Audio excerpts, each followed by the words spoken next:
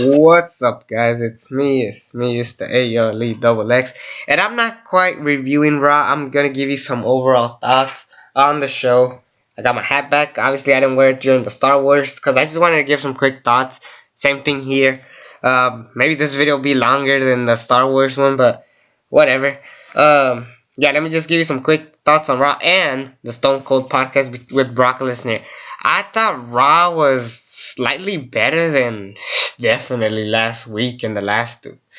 I mean, Raw's been pretty bad. This show was okay, I guess, in a way. There's only two matches that were worth watching. That's, of course, the main event, uh, which I'll get to in a minute. And there's this little match between Cesaro, Dolph Ziggler, and Neville versus Sheamus, Rusev, and I forgot the other fucker's name. What the fuck is his name? Damn, some other guy was there. Oh, King Barrett. That's how bad King Barrett is. They haven't booked him in a way that fucking matters. And if I sound like this, I'm sick, obviously. That's why I haven't been making any fucking videos. But, yeah. And if we're gonna do a wrestling video, right, it's time to bring back the champion. Yeah, remember this, motherfucker? For some reason, I stopped wearing it. But if I'm gonna be the future of the YWC, I gotta wear this with pride. I know Brad Rules wears a championship, but I wanna wear one too, and especially since it's a title that didn't mean shit anyways. Guess I keep it. But yeah, it starts with the Stone Cold cutting a promo, bringing in Brock Lesnar and Undertaker. They have like a quick little segment. It was fun for what it was, but I feel like it's gonna happen later in the show, considering this is gonna be the main event of the pay-per-view. Kind of weird that this would start the show, and we haven't heard from these guys since. Well, Brock Lesnar, of course, later in the podcast. Fuck. Divas Revolution is bullshit. Same matches, same bullshit. I didn't even watch them. What else happened? Other shit that happened. Let's talk about the Shawn Michaels said Rollins. He basically said Rollins talking about he's gonna be the next Shawn Michaels, or that he is the next Shawn Michaels.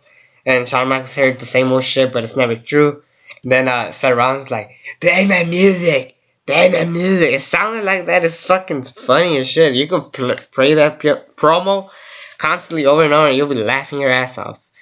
Then he fights Ryback, which is okay, I guess. Later in the segment, Luke Harper wasn't around and Randy Orton weren't around, meaning Eric Rowan comes back. Yay, I guess. And Dean Ambrose and Roman Reigns were originally going to fight the Wyatts in a 2-on-3 handicap match, but they insisted that Seth Rollins would team up with the Shield again and have a match between the Shield versus the Wyatt. And this was a great match. I really enjoyed it. Brings me back to good times. Last year, the Shield won, I believe, and like I said, it was a good match, but honestly, does this mean that Bray Wyatt's gonna win at Hell in a Cell? I'm just curious about that. I'm still kind of who's gonna win in a way, because they want to push Roman Reigns, and maybe you could injure Roman Reigns in this match, but then that leaves Randy Orton missing, John Cena missing, and Roman Reigns missing, and I could not be happier. Hopefully that happens. John Cena's having an open challenge. Obviously he didn't have shit to do anymore. He's facing the New Day. They throw Xavier through a table again.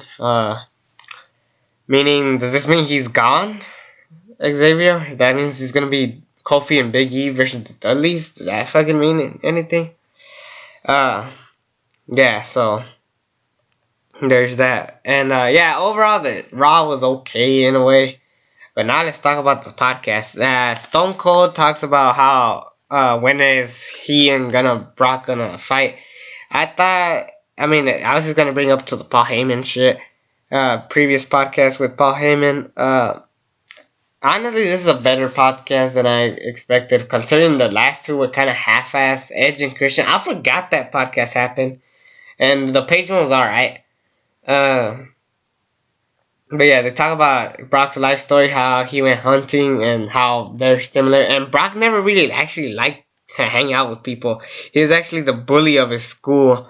So that was odd to know about Brock, but I guess honesty is honesty, and we hear more honesty later on when he talks about WrestleMania 20 when he faces Goldberg, and how he didn't even give a fuck about trying in the match, and how he just left that middle finger that he threw to the crowd was actually for Vince McMahon. And I'm doing this because I can't hear shit out of this here. I'm not joking. But yeah, anyways, that happened. Brock said fuck you to the crowd, but actually it was sent to Vince because he doesn't like being constantly going ring to ring to ring. That's why he's currently a part-timer, because he doesn't like to fight that much in big crowds, which is odd because he does that. That's why he went to UFC, because how often you see the same UFC fight? Not much. So that made a lot of sense for Brock. And overall, I thought it was an enjoyable podcast. Yeah, it was enjoyable. You'll enjoy it. It was better than the previous two. Yeah, that's just my quick thoughts on the stuff. Share your comments. Subscribe to me if you haven't already, please. And until then, I'm out.